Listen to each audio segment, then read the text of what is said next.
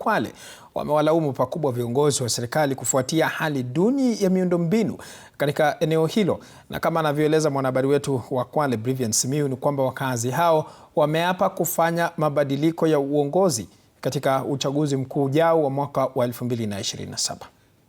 Wakizungumza katika hafla ya kumtawaza mhandisi William Ndeti kuwa mzee wa jamii ya Akamba inayoishi Kwale, wakazi wa Shimba Hills wamelalamikia hali mbaya za barabara.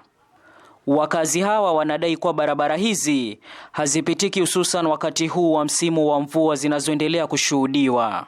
Na hilo gari halitapita kwenye ile barabara, ni lazima aitengeneze ili aje vizuri. Kitambo aje antengezee, ameanza wapi? Na kama ameweka lami pengine paka akafika hapa, nyinyi mtakuwa mnaenda wapi?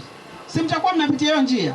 Najua barabara ya Mbegani ni mbaya, lakini mimi siwezi kuchukua jukumu niseme hii ni gavana ndiye ambaye haifanyi iwe nzuri, kwa sababu kama mimi nimeweka pesa alafu nisije niangalia ile barabara ikitengenezwa, mtanilaumu. Ndeti anayekimezea mate kiti cha useneta wa kaunti hii kupitia chama cha National Empowerment Development Party NEDP ameahidi kushirikiana na wawekezaji wa viwanda mashinani. Mkiniweka huko najua atakuwa na nafasi ya kwenda kwa rais pia. Alafu ile za huko chini niko na gavana, si ndio? Mkileta wafadhili huko amkeka kiwanda hapa atatengeza barabara lori zake zifike. Si unaelewa? Kuna vitu vinakuja automatic. Wanasiasa waliohudhuria hafla hiyo wamekosoa vikali uongozi wa kaunti hii kwa kile wanachodai kuwa wamefeli katika utekelezaji wa majukumu yao. Ni kitu cha kusikitisha kama bwana Ndeti tunasema wewe tutakupeleka kule utuletee hizi pesa ili tuweze kuzitumia vizuri.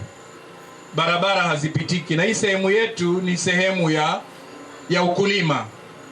Kama barabara haipitiki inamaanisha kile ambacho umevuna hakiwezi kwenda sokoni. Saidieni huyu mzee aende awe senator. Ndiposa zile pesa za madini zitakapokuwa zikigawanywa awe tuna msomi wetu pale, tuna mwana wetu pale, lakini tukipiga nje tutarudi tena hapa kuulizana.